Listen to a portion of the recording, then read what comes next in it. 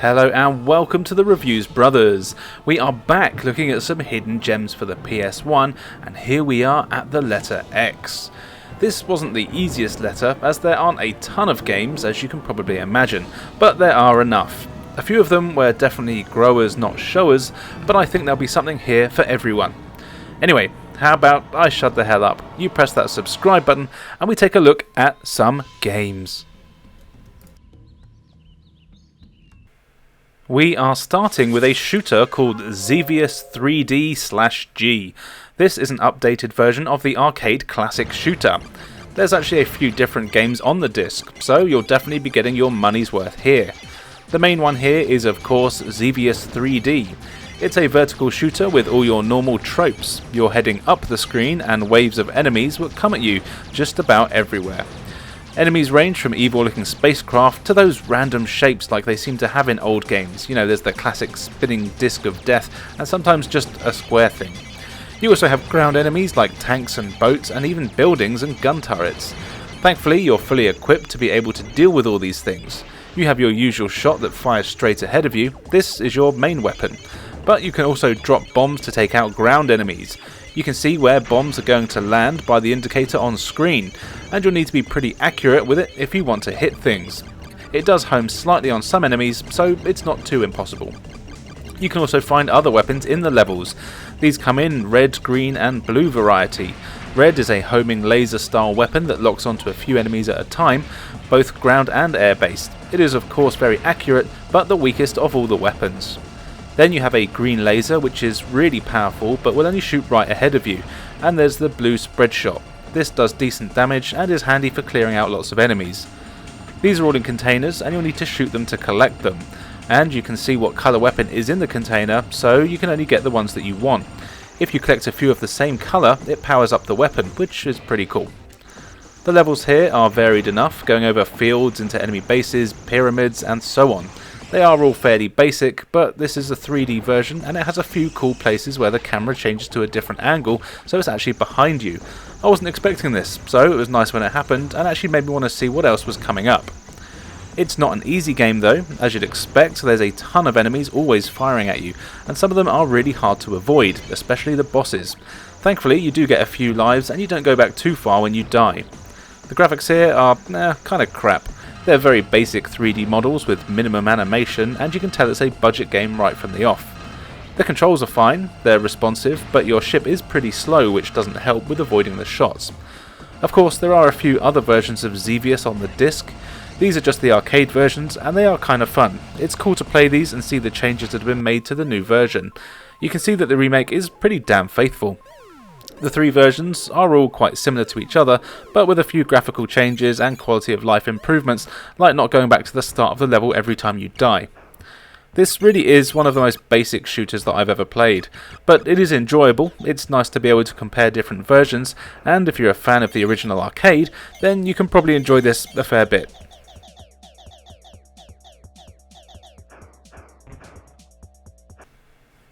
Fighting game time now with X-Men Children of the Atom, which is likely the most well-known game in this video. It's a one-on-one fighting game from Capcom, and I believe it was the first to start using the now classic art style that was later used in the Marvel vs. Capcom games. Now, let's face it, you all know the drill here, as it's a Capcom fighting game. There is a flimsy story that involves the X-Men all having to fight each other, eventually coming up against the evil Onslaught in order to save the day. But the story is basically irrelevant, let's face it. You choose from a pretty decent roster of characters, with your well-known ones like Cyclops, Wolverine, Storm and Rogue, and then you have a nice selection of the lesser-known ones like Silver Samurai, Spiral and Omega Red. And yeah, I'm sure if you're an avid comic reader, none of these are lesser known, but I don't care. The characters all have their own unique playstyles and movesets, and if you've ever played a Street Fighter game, then you'll be right at home here, with special moves all being done the same way as in those games, and it doesn't take long to figure out if your character is a charge one or a quarter circle one.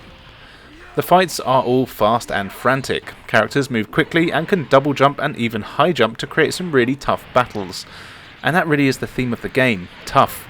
The computer barely gives you a chance, even on the lower difficulties. I was getting my ass kicked a lot, and while I'm definitely not the best Street Fighter player out there, I'd say I should be good enough to not struggle in the first few stages. You can really see the arcade roots here, and the computer will definitely be eating your fake quarters with this one, performing massive combos from the start and blocking or dodging loads of your attacks. But it just comes down to practice and learning the characters. You will need to learn this game more than a lot of the other Capcom fighters if you want to get anywhere. Thankfully, the fighting is just so damn fun that you won't really mind. Now, you can really tell that this was the first game of this style for Capcom, and it definitely isn't perfected at this point. There's some noticeable frame rate issues here and there, and I even had a few collision detection problems, but it is still a high quality fighter. I haven't actually played the arcade version, or the Saturn version for that matter, so I can't compare it to those, but this is still a decent fighting game that would be especially good to have tournaments with friends on a Friday night. And really, that's all I think I need to say about this one. You know what it's all about, and it is definitely worth a look if you can find it.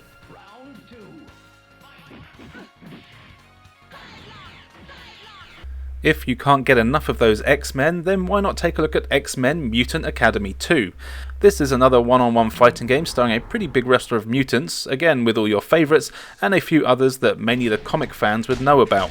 And what I mean by that is that I don't know them, which isn't much of a surprise. The story is basically the same here, with it being a flimsy reason for the X-Men to be having a scrap, but again, you can just ignore that, as it's barely mentioned anyway, other than in the ending movies for each of the characters, which are fairly throwaway. Now this one is a 2.5D fighter. Everything is made up of polygons, but the game is played purely in a 2D plane, so there's no strafing or circling here. What surprised me the most though is that the combat is way faster and more responsive and just fun to play than I ever expected. There is a real focus here on combos. Every button on the controller is an attack, and each character has their own special moves that are easy to pull off. As well as this, characters also have 3 super moves they can use, each of which having certain offensive or defensive properties. The combos are where it's at though, and these are really fun to learn, and you will need to learn some quite long button combinations, but it's also responsive and fast that what it leads to is fun. You're also given a reminder on how to do your special moves between each fight, which I really like. The computer fighters are a good challenge. They do sometimes feel a bit cheap, blocking or countering all your attacks or spamming the same one over and over again, but they are always beatable after a little bit of practice and learning what they do. This is certainly not as hard as the Capcom game. I found that some of the characters were really fun to play as, with Beast being a particular highlight for me, as he has some really cool looking combos. And while I didn't get to try every character, the ones that I did have a go with definitely had their own feel and were good to use. You've got a few game modes here, with your usual arcade mode where you just fight everyone, then you've got survival and training modes, which are pretty self-explanatory. It is worth doing the training when you start, as learning when and how to use special moves can be a little bit confusing. Graphically, the game here is excellent.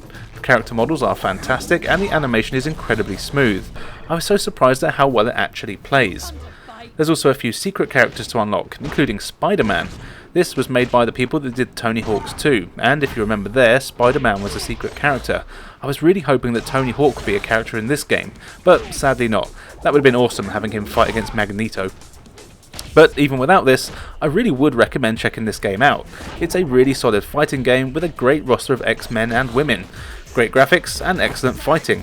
Definitely not what I was expecting, if I'm honest.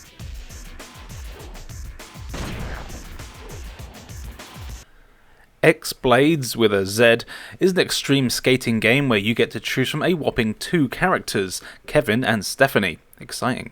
Then you set out on a handful of small levels where you have to attempt to do tricks to score points, collect items and even race some other punk kids so you can unlock the next stage. It doesn't matter which character you choose as they both play identically, but basically it just means you choose to be a boy or a girl. However, no matter who you choose, you're going to have a pretty bad time. The levels here are all pretty short, taking about 5 minutes to get through, and you always play the same level twice in a row. The first time you get a designated number of points, and then you get a race. The levels have ramps, grind pipes and obstacles for you to avoid, but doing tricks and jumping over things, and in fact just controlling your character in general, is not fun to do at all. But I have to include it here as there weren't really enough games starting with X. It tries to have a similar control scheme to the Tony Hawk games, but it just doesn't work very well at all. Here you jump with X, you press triangle to grind, but you can only do this at certain times, unlike other skate games where you can grind on just about anything with an edge. Instead here you have to be designated on a jumping grinding thingy. But even just doing this is a pain. You have to press and hold triangle and a direction. If you just press triangle on its own, nothing happens. And to be honest, even when you do, it still doesn't really do anything. And most of the time I wouldn't grind unless I landed exactly where the game wanted me to. Then there's the normal tricks. These are also a pain in the ass to do, though you do kind of get used to it. You have to jump, then hold the circle button and press a direction on the D-pad, with each direction being a different trick. But it's so awkward, and you can only press circle when you're quite high in the air in the middle of your jump, and you can't press anything at the same time. Basically, the controls suck. The levels are set up so in theory you can jump from a ramp to a grind rail for combos, but it's just so unresponsive that you won't want to bother. I found that if you do the same 500 point trick on one spot until you get all the points you need, and then just make your way to the end of the level, you'll basically be fine. It's a cheap way to do it, but hey, it means I don't have to play it properly. Even turning slightly is way more effort than it should be, which makes the racing stages, which are all the same as the point stages but with different obstacles, a pain. Now, the racing levels are definitely much easier, as you don't have to worry about points. It's just a case of getting to the end, and it's not particularly difficult, it's just kind of boring. There are things to collect on the tracks, and the idea is that you have to collect everything in one run. I never managed or cared enough to actually do this, but I guess it would add some replay value, and I'm assuming it unlocks things, but again, I didn't care enough to check. The graphics here, they're fine. I know they're not particularly good, but they're definitely the best thing about the game. It does run quite smoothly, and in its defence, it did have its moments where it wasn't too bad to play.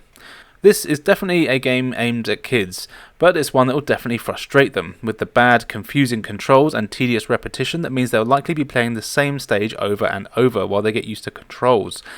No, I wouldn't recommend this game, but hey, it starts with an X.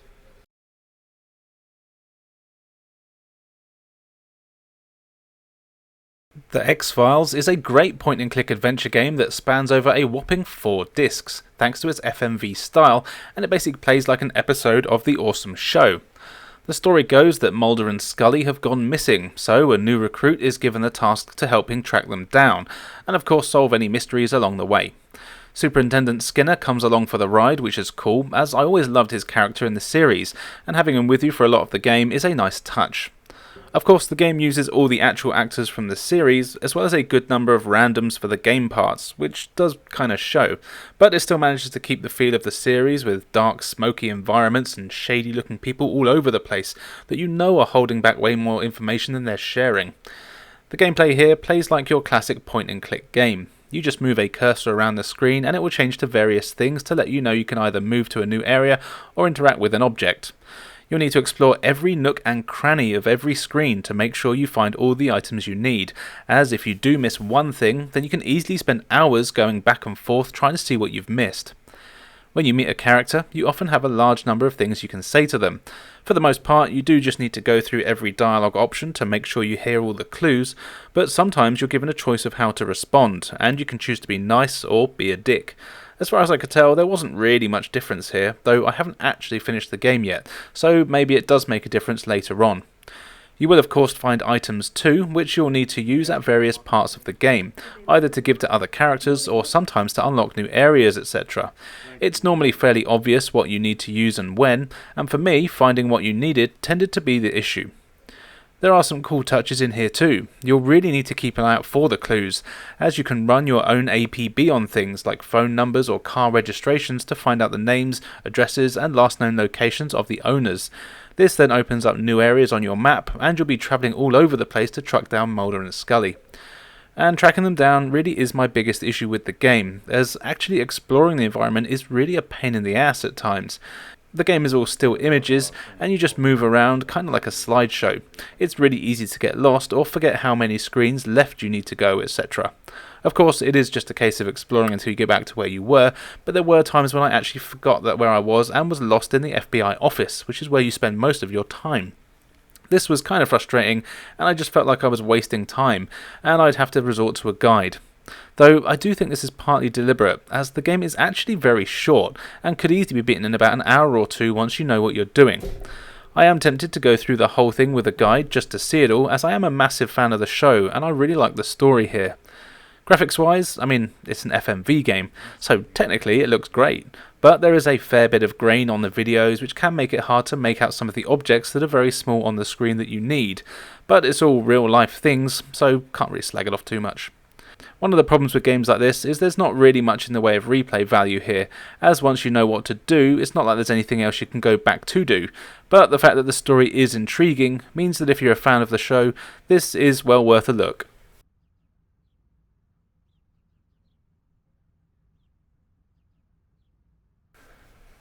Moto from the awesomely named Interactive Entertainment is a budget motorbike racing game. You have a few game modes here. There's a single race, which is exactly that. Then there's Championship, where you choose from a few bikes and then of course want to win as many races as you can. Doing this unlocks more bikes and tracks for you to use, which is always nice. There's also a skill mode where you're given various tasks like time trials or gates to slalom through, that sort of thing. The tracks you race on are all quite varied, they take place all over the world, and some are more straightforward, whereas others are crazy windy and you really need to take it slow. At the start of each race, you do a practice run where you set a time. This determines where you start at the beginning of the actual race. Now, you can actually skip these, which I was kind of glad about, and I found that I did this as racing on your own is never that fun if you ask me, and all that happens is it puts you at the back of the pack. But the game is kind of decently balanced enough that this isn't really a problem, and you can still have a decent fair chance of winning. The other 7 computer races do a decent job and don't tend to make too many mistakes. However, if you know the tracks, you can often beat them quite easily on corners. Just don't get cocky like me and send yourself flying off the track when you're trying to do this. Surprisingly, and there seem to be a lot of surprises for this letter, the controls and actual racing here are very well done. I mean, it's by no means the best racer on the system, but handling on your bikes is decent and it feels natural. The collision detection is fair, and I never found that I went off the rails because of any bullshittery. Only me shittery. What I also kinda like is that the game helps you out on the cornering if you want it to, automatically slowing you down in places so you can learn how to play each corner. This is a really handy option. Something that took me a while to learn though is that even if you set your gears to auto, you still have to put yourself into first gear when you start a race with the shoulder buttons. This is so, if you're good, you can get the revs in the right place for a boost start. I was never good enough to do this. Other than that though, there really isn't much to this game. It's a budget title through and through, and it shows. As other than a few game modes, tracks and bikes to get, it's just a basic racing game. But that's not to say it's bad, as it really isn't. In fact, graphically, it's actually kinda good all things considered. The draw distance is excellent, and the detail on everything is surprisingly good. It is funny when you see the other races though, as when they're too far away, they're just big square blocks until you get pretty close to them, but that doesn't affect anything. As mentioned, the controls are decent enough, and overall, you could do a hell of a lot worse than this game if you're into your motorbike racing.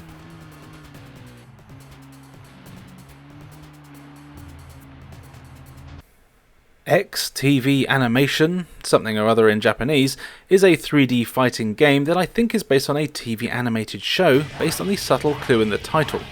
This is a cool 3D fighter where you choose from a decent roster of characters who all have psychic powers, and I'm pretty sure represent their TV counterparts as well. As you'd expect, you get the usual elemental differences, with some being fire focused, others water, wind, electric, etc. This is cool, and the characters all have a decent amount of personality. There is a story here, but that's all in Japanese, but I'm sure it sets the scene well enough for everyone to have a fight. The fights themselves are all quite unique, and all the characters are constantly flying, so it almost feels like a basic Dragon Ball Z game, though ironically it's actually better than any Dragon Ball Z game for the system. Interestingly, the battles here are all fought in 3D box arena things above the cities. You have free reign of the arena, but you can't leave it. However, if you do enough damage, you can smash your opponent through it. The controls are kinda simple, but kinda not. You have your basic moves, which are just basically a punch and energy attack, and then you've got another button that does psychic attacks. You can hold this for more powerful attacks, and then of course you have a dodge move, as well as a cool dash you can do. There's special moves for each character, but I found these very hard to pull off, and I definitely recommend looking up a guide if you don't have the manual. I couldn't figure out any of them pretty much without this, and even when I did have one, I found they were still hard to get to work. But even without them, the combat is good fun and fluid enough and does a decent job of making you feel powerful. You have a strange combined health and psychic meter that takes a while to figure out, and you can power up your psychic attacks to be more powerful, but it means you have less health. as the bar starts to split at 50-50 between health and psi abilities. This is a cool mechanic, and if you're good and confident, it means you can do some devastating moves, but risk only being able to take a few hits. Graphics here are pretty damn good, and the whole thing is very smooth, which is cool. I didn't see many of the super moves, but the ones I did all look suitably epic. Sound and music are basically what you'd expect, but nothing inoffensive. Now, the eagle-eyed ones of you out there might think that this game looks familiar, and that's because this is actually what the Psychic Force game that was featured in the Letter P video is based on, with that game essentially being a reskin for the Western audiences, so it's not based on a cartoon. And that's why the eagle-eared listeners may have noticed that I just reskinned the old review from that game with some slight tweaks to review this one. But at the end of the day, it is still pretty fun and unique fighting game that takes a few games to get used to, but it is decent fun to play, and more importantly, it starts with the letter X.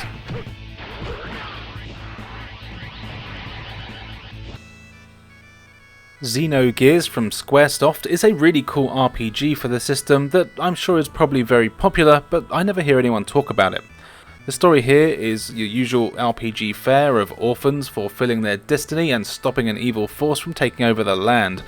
Of course, there's a million subplots, and I know, I counted them. And there's a lot of them being about overly dramatic idiots, weddings, clans, and people that have lost their pets. Over the course of the game, you will of course need to sort all this shiz out. Now, I'll level with you, I only had time to play this for the first 3 hours, and in that time I barely even got out of the first village, as this is a proper RPG with lots of talking and unskippable cutscenes, but I really did enjoy what I played for those 3 hours, and if I didn't have a real life, this would definitely be a game that I'd be going back to for a playthrough. Your main guy, Faye, has to explore some really cool looking 3D environments where you'll need of course to talk to everyone you see about their boring lives. Then you've got to visit shops, buy items and weapons for your journey. You start out in a small town where you have to run errands, and it doesn't take long for you to get out into the wilderness where you start getting your random battles. And the battles here are really cool. You've got action points at the start of the game, and each button is a different attack. Each attack using a different number of action points, and this means on your turn you can combo as many of the moves together as you want, as long as you don't exceed the number of action points that you have.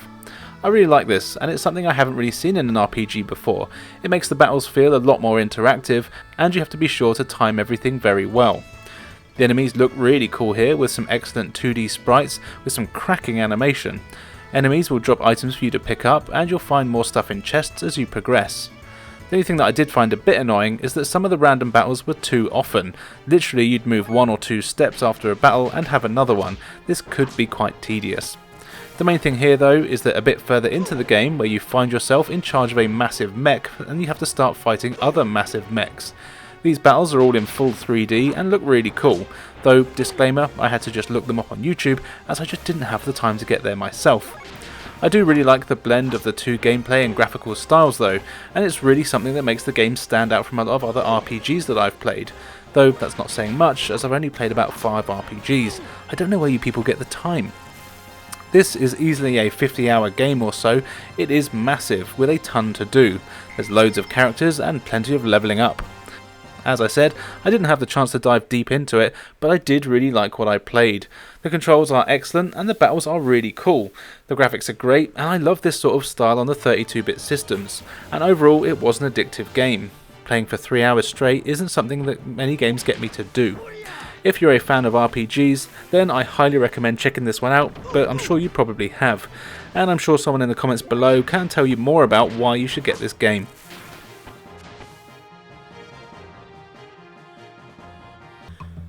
XS Airboat Racing, as far as I can tell, isn't a sequel to the previously shown XS Moto Racer, and is instead a budget kart racing game starring the Miracle characters, who I've actually seen in a few games on the PlayStation.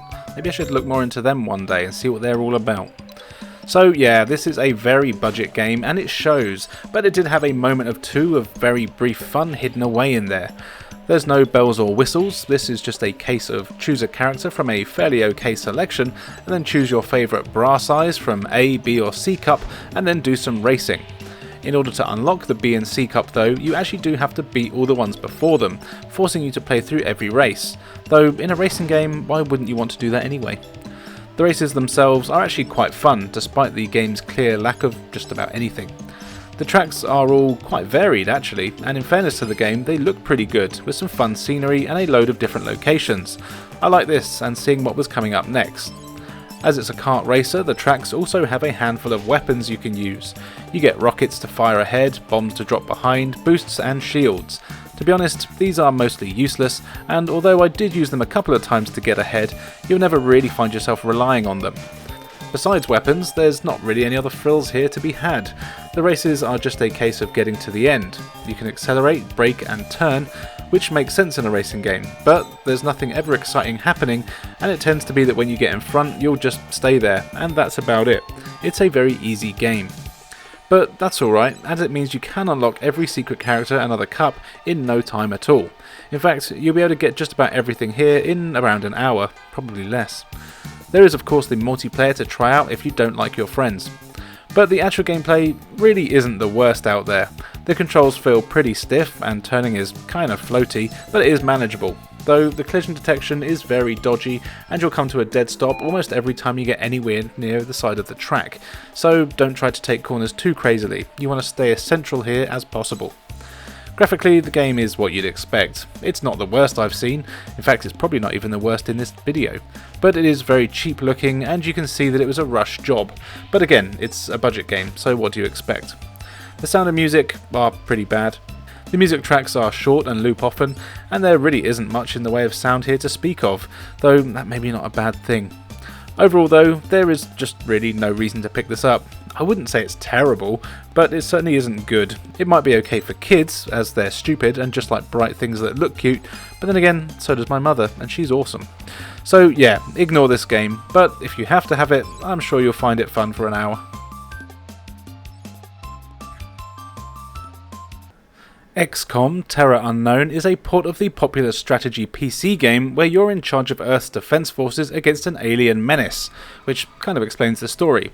Aliens are a very real threat, but here, rather than being a one-man army with a pistol and a knife against an entire advanced alien race, instead you have to set up bases all across the world, gather resources, scout out aliens, and take them down.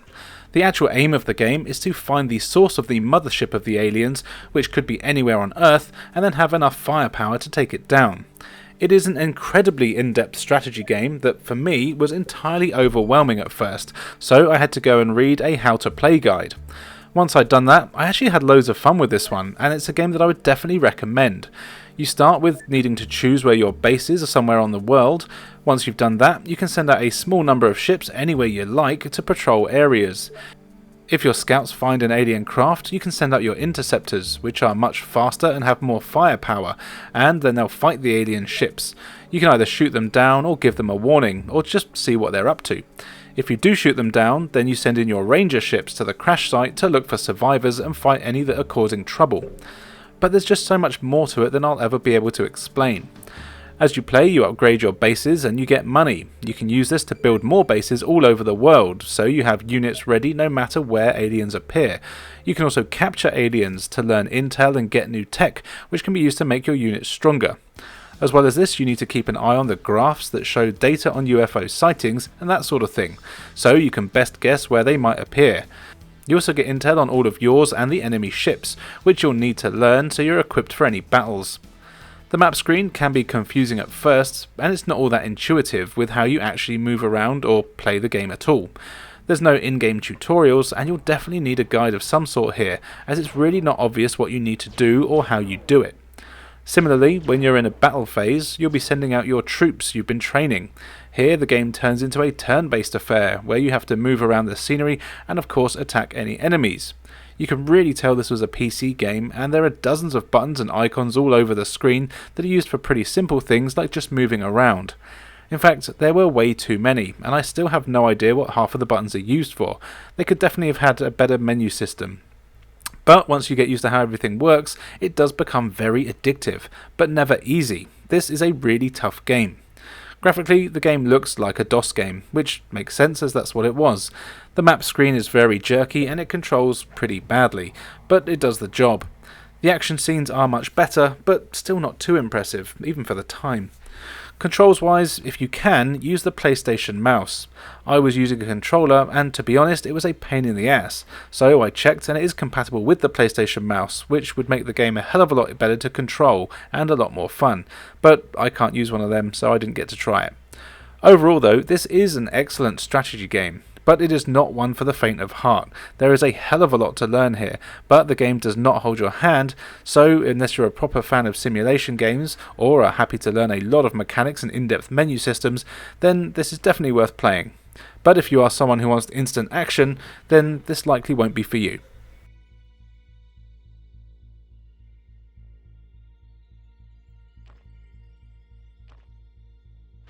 And finally for today, here is Xena Warrior Princess, based on the hit TV show starring the wonderful Lucy Lawless.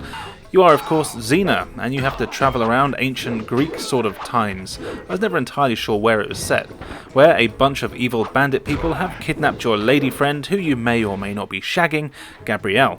So, being the good warrior princess you are, you set off through mountain tops, rundown villages and even dangerous caverns to get her back.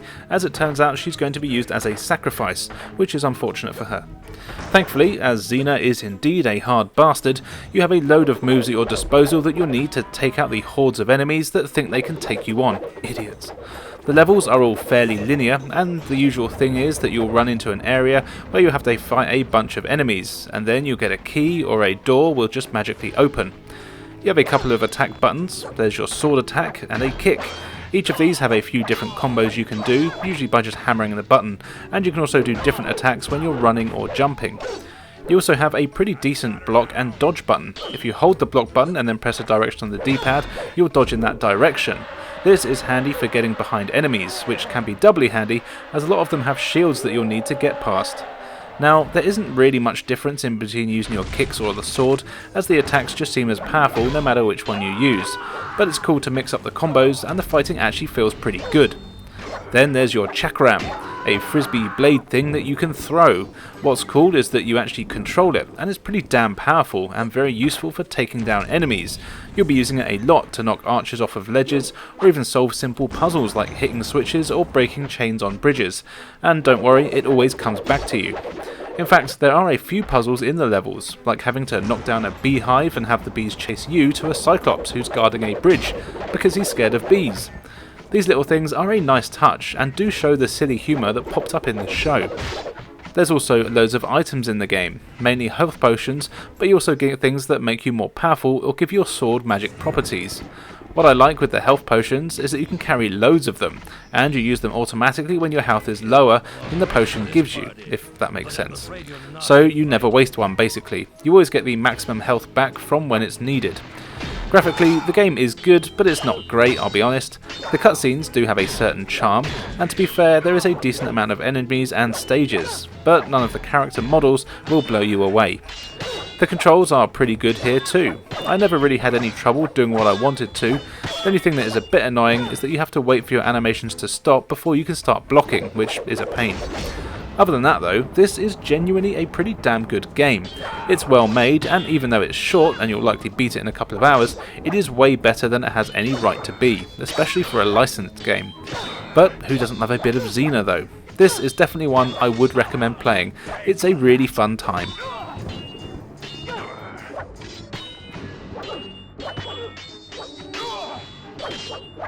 So there you go, 10 games starting with the letter X for the PlayStation 1 that you might have missed. Who'd have thought we'd get this far? Only a few to go. Anyway, which game here was your favourite? Be sure to let us know in the comments below and tell me what other games I could have included for this letter. Now, all that's left for me to say is thank you for joining us, and we'll see you next time.